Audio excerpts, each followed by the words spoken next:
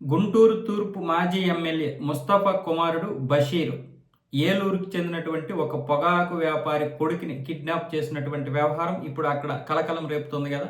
ఈ వ్యవహారం మీద పోలీసులు ఏమొచ్చేసి మొదట బషీర్ని అనుమానించారు. ఇప్పుడు బషీరే కిడ్నాప్ చేసేటని కూడా చెప్తున్నారు. అయితే ఈ యొక్క కేసులో ముస్తఫా కూడా ఇన్వాల్వ్ అయ్యాడని చెప్పి బషీర్ వాళ్ళ నాన్న మాజీ ఎమ్మెల్యే అయినటువంటి ఈ యొక్క ముస్తఫాని కూడా అదుపులోకి తీసుకున్నారు. అతని పేరును కూడా చేర్చారు. అతన్ని కూడా ఇప్పుడు విచారిస్తున్నారు. అంటే అరెస్ట్ చేయలేదు, విచారిస్తున్నారు అన్నమాట. ఈ నేపథ్యంలో ఇప్పుడు ఆయనకు వచ్చినటువంటి ఫోన్ కాల్స్ ఏవైతే ఉన్నాయో, అంటే పొగాకు వ్యాపారికి వచ్చినటువంటి ఫోన్ కాల్స్, అలాగే పరిసర ప్రాంతాలు సీసీటీవీ ఫుటేజ్ ఇవన్నీ కూడా పరిశీలిస్తున్నారు. ఈ నేపథ్యంలో మొత్తం ఈ బషీర్ యొక్క చరిత్ర అంతా చూస్తే గత వైసీపీ హయాంలో 2023లో జరిగినటువంటి ఒక దీంట్లో సింథటిక్ డ్రగ్స్, అలాగే మరికొంత డ్రగ్స్ ఏదైతే ఉందో ఆ డ్రగ్స్ విషయంలో నిందితుడిగా ఉన్నాడు కదా. అప్పుడు నిజాముద్దీన్ అనే వ్యక్తి దొరికిపోయాడు 2023లో.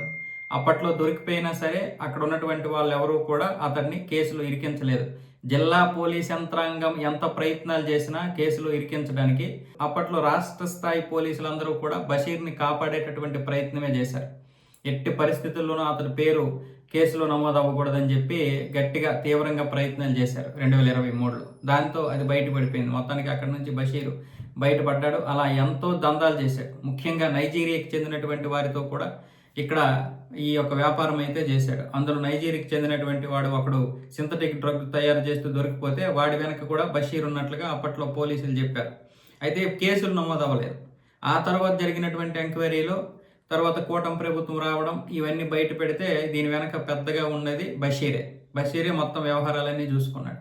సో ఈ నేపథ్యంలోనే ఈ కిడ్నాప్ కూడా బషీర్ చేసినట్లుగా అయితే పోలీసులు కేసు నమోదు చేశారు. బషీర్ వాళ్ళ నాన్న ముస్తఫాని కూడా ఈ మాజీ ఎమ్మెల్యేని కూడా ఇప్పుడు విచారిస్తున్నారు.